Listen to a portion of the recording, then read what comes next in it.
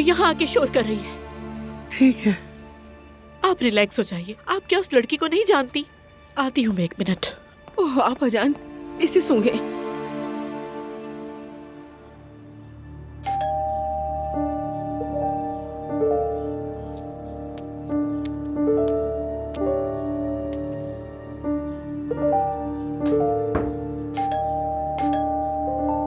ये औरत तो अजाब बन गई है, चैन नहीं लेने दे रही मुझे यार।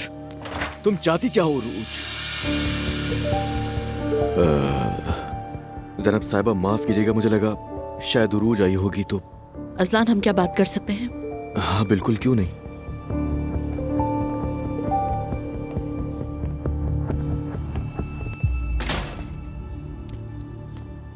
दुआ नहीं है क्या? दुआ अभी अभी गई है। अच्छा हो गया, ये तो उसके सामने बात करनी भी नहीं थी मुझे।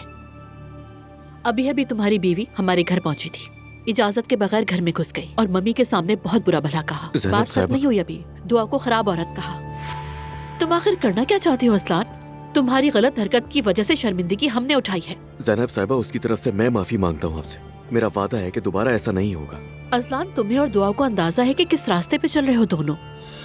मैं दुआ से मोहब्बत करता हूँ। ये जुमला मैं पहली बार तो सुन नहीं रही। जो कुछ पहले हुआ इसी जुमले की वजह से हुआ है। मेरी बेटी ने कितने दुख झेले हैं, क्या क्या झेला। चलो मेरी बेटी नादान सही, क्या तुम भी अकल से खाली हो बिल्कुल? ज़ैनब साहिबा, मैं आपको बिल्कुल भी कायल नहीं कर सकता, लेकिन इस बार मैं दुआ को दुख नहीं पहुंचाऊंगा। उरूज और मेरी तलाक होने ही वाली है, बस दुआ और अपनी बेटी के लिए जीऊंगा मैं सिर्फ। क्या तुम्हें लगता है कि वो औरत तुमसे तलाक ले लेगी? हालत नहीं नजर आती उसकी। मैंने कहा है ना, हो जाएगी तलाक। जैसे तुम्हारी माँ ने अब्दुल्ला साहब से तलाक ले ली थी। मेरी बहन